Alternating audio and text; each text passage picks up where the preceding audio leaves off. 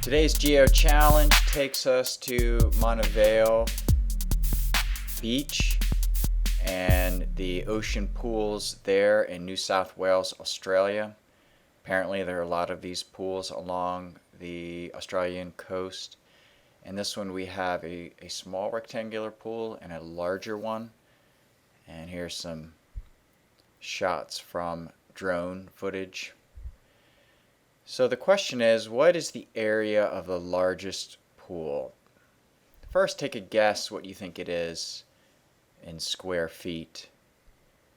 And then here's an image on the ground in Google Maps.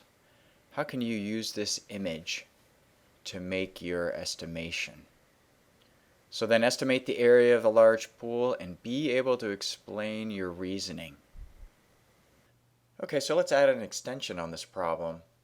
How does this ocean pool compare to an Olympic-sized swimming pool? Is it larger? Is it smaller? How many times larger? What fraction of the size is it? So that's our challenge for today. I look forward to hearing what you have to say. Until next time.